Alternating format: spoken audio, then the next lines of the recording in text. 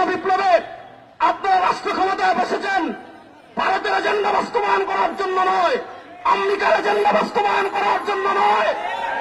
2024 জুলাই আগস্টে কারফিউ ভেঙে প্রথম ঢাকার রাজপথে যিনি বের হয়েছিলেন মুফতি সৈয়দ ফয়জুল করিমকে সামনে রেখে বলছি, যদি বাংলাদেশে আপনারা পাকিস্তানে আপনারা যদি আমেরিকান এজেন্ডা বাস্তবায়ন করতে চান, ভারতের এজেন্ডা বাস্তবায়ন করতে চান, বাংলাদেশে আরেকটা বিপ্লবের প্রয়োজন হবে। দেশের মাটি থেকে বন্ধ আসে ওই কলমের, সে দেশের আকাশ ছুঁয়ে রয়ে দাঁড়িয়ে কত মিনার। যে দেশের মাটি থেকে বন্ধ আসে ওই কলমের, সে দেশের আকাশ ছুঁয়ে রয়ে দাঁড়িয়ে কত মিনার। আজানের সুরে সুরে জীবনে যাদের বেড়ে ওঠা, আজানের সুরে সুরে জীবনে যাদের বেড়ে ওঠা, সে দেশে আজকে কেন নাস্তিকতার ঘন ঘটা। দেশটা নয় তো কারো বাপের ভোটা, করবে মন চাহিলেই যখন যেটা। দেশটা নয় তো কারো বাপের ভোটা, করবে মন চাহিলেই যখন যেটা। আসসালামু আলাইকুম রহমতুল্লাহ। আমাদের দেশের শিক্ষা ব্যবস্থায় নামকা রাষ্ট্রে ধর্মীয় শিক্ষক নিয়োগের কথা আছে, ধর্মীয় শিক্ষার কথা আছে, কিন্তু আমরা দেখেছি আমাদের দেশে এরকম বেশ কিছু ঘটনা আমাদের দেশের মিডিয়ায় আসছে। যেমন মৌলভীবাজারে একটা স্কুল আছে, যে স্কুল নিয়ে যুগান্তর পত্রিকা রিপোর্ট করেছে, সেই স্কুলের 90% শিক্ষার্থী হলো মুসলমান, কিন্তু সেখানে ধর্ম শিক্ষা দিচ্ছে একজন হিন্দু। এরকম ফেনীতে একটা স্কুলের রিপোর্ট দেশ রূপান্তরে এসেছে, সেখানে 94% শিক্ষক হলো ছাত্র স্টুডেন্ট হলো প্রাথমিক বিদ্যালয়ের মুসলমান, তাদেরকে ধর্ম শিক্ষা দিচ্ছে একজন হিন্দু। সুনামগঞ্জের একটা রিপোর্ট পত্রিকা এসেছে, প্রথম আলো সহ অন্যান্য পত্রিকা এসেছে, সেখানে বলা হয়েছে সেখানে 80% বেশি শিক্ষার্থী হলো মুসলমান, কিন্তু তাদেরকে ধর্মীয় শিক্ষা দিচ্ছে হিন্দু। আমরা বলি হিন্দুরা আমাদের দেশে আছে সংখ্যালঘু হিসাবে, তারা তাদের ধর্ম শিক্ষা অর্জন করবে, আমাদের কোনো বাধা নেই। আপনারা হিন্দুদের হিন্দু ধর্ম শিক্ষা দেওয়ার জন্য হিন্দু শিক্ষক নিয়োগ দেন, আমাদের কোনো আপত্তি নাই।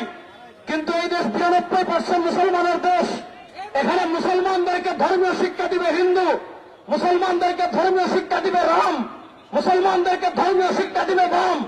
আমরা সেটা বরদাস্ত করিনি, কখনো বরদাস্ত করব না। এদেশের মুসলমানের প্রাণের দাবি হলো আমাদের সন্তানেরা স্কুলে যায়, আমাদের সন্তানেরা প্রাথমিক বিদ্যালয়ে যায়, সেখানে যেমন তারা জ্ঞান অর্জন করবে, সেখানে তেমন তারা নৈতিকতা অর্জন করবে। আপনারা দেখেছেন ফ্যাসিস্ট আওয়ামী লীগ ক্ষমতায় আসার শুরুর দিকে সর্বশেষ যে শিক্ষানীতি ছিল 2010, সে 2010 শিক্ষানীতির 2য় পৃষ্ঠায় স্পষ্ট বলা হয়েছে আমাদের বাচ্চাদের নৈতিকতা শিক্ষার জন্য তাদেরকে ধর্ম শিখাতে হবে, কারণ ধর্ম ছাড়া, ধর্ম শিক্ষা ছাড়া আর কোনো কিছু দিয়ে বাচ্চাদেরকে নৈতিকতা শেখানো যাবে না। এজন্য আমরা দেখেছি 2024 জুলাই আগস্টে গণবিপ্লবের পর আমাদের নেতা পীর সাহেব চরমনাই, আমাদের নেতা শায়েখে চরমনাই এবং অন্যান্য ইসলামী রাজনীতিবিদ বৃন্দ এবং যারা বরেণ্য ইসলামিক স্কলার আছেন এবং আমাদের বাংলাদেশে ইসলামপন্থী যত মুসলমান আছে, তাদের সকলের প্রাণের দাবি ছিল যে 2024 জুলাই আগস্টের সেই ভারতের সেট আপ যারা পতিত হয়েছে, ভারতের যে কারিকুলাম বাংলাদেশে তৈরি করা হয়েছে, যারা তৈরি করেছিল তাদের বিদায়ের পর আমাদের প্রাণের দাবি ছিল যে এবার আমাদের প্রাথমিক বিদ্যালয়ে ধর্মীয় শিক্ষক নিয়োগ দেওয়া হবে।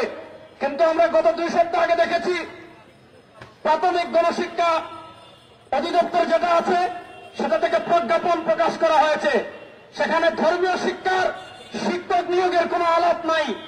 92% মুসলমানের প্রাণের দাবিকে উপেক্ষা করে সেখানে গানের শিক্ষক নিয়োগের প্রজ্ঞাপন জারি করা হয়েছে। আমরা আমাদের বাচ্চাদেরকে, আমরা আমাদের ছেলেদেরকে, আমরা আমাদের মেয়েদেরকে গান শেখানোর জন্য স্কুলে পাঠাই নাই, গান শেখানোর জন্য অনেক প্রতিষ্ঠান আছে, তারা শেখাবে। স্কুলে নৈতিকতা শেখানোর জন্য পাঠাই, স্কুলে চরিত্র শেখানোর জন্য পাঠাই, স্কুলে আদর্শ মানুষ হওয়ার জন্য পাঠাই। নৈতিকতা, চরিত্র এবং আদর্শ ইসলাম ধর্মে ছাড়া অন্য কিছু দিয়ে অর্জন করা সম্ভব না। সুতরাং আমরা স্পষ্ট ভাষায় বলি, গানের শিক্ষক নিয়োগের প্রজ্ঞাপন বাতিল করতে হবে এবং সকল প্রাথমিক বিদ্যালয়ে ধর্মীয় শিক্ষক নিয়োগ বাধ্যতামূলক করতে হবে। আমাদের আরেকটা দাবি হলো, আপনারা জানেন সিপাহী বিপ্লব ব্যর্থ হওয়ার পর থেকে নিয়ে 1757 সালে সিপাহী বিপ্লব ব্যর্থ হওয়ার আগে শহীদ আহমদ শহীদ মৌলানা রাহিমাহুল্লাহ থেকে শুরু করে শাহ আব্দুল আজিজ মুহাদ্দিসে দেহলভী রাহিমাহুল্লাহ দারুল হারব ফতোয়ার পর শহীদ উত্তরাইফা হাজী ইমদাদুল্লাহ মুহাজির মক্কি রাহিমাহুল্লাহ, শহীদ আহমদ শহীদ মৌলানা রাহিমাহুল্লাহ, শাহ ইসমাইল শহীদ রাহিমাহুল্লাহ, ফকিহ উম্মত রশিদ আহমদ গাঙ্গুহি রাহিমাহুল্লাহ, হুজ্জাতুল ইসলাম কাসিম নওয়াজী রাহিমাহুল্লাহ, তারা এই উপমহাদেশের মানুষের তাহজিব তামাদ্দুন রক্ষা করার জন্য, আপনারা জানেন সিপাহী বিপ্লব ব্যর্থ হওয়ার পর 1866 সালে দারুল দেওবন্দ প্রতিষ্ঠা হয়েছিল।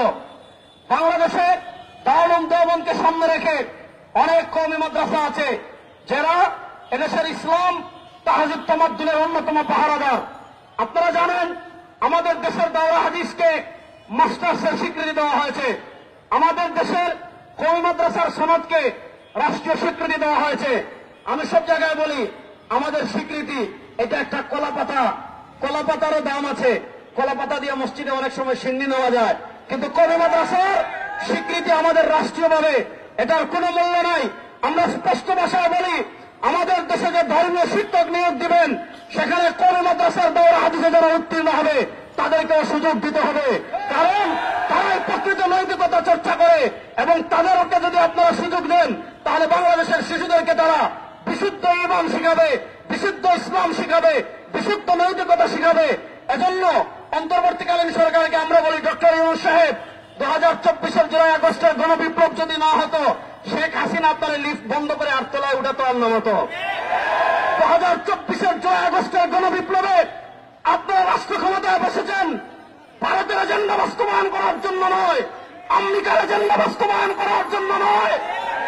2024-এর জুলাই আগস্টে কালকিউ ব্যাংকে প্রথম ঢাকার রাজপথে যিনি বের হয়েছিলেন মুফতি সৈয়দ ফয়জুল করিমকে সামনে রেখে বলছি, যদি বাংলাদেশে আপনারা পাকিস্তানে আপনারা যদি আমেরিকান এজেন্ডা বাস্তবায়ন করতে চান, ভারতের এজেন্ডা বাস্তবায়ন করতে চান, বাংলাদেশে আরেকটা বিপ্লবের প্রয়োজন হলে মুফতি ফয়জুল করিমের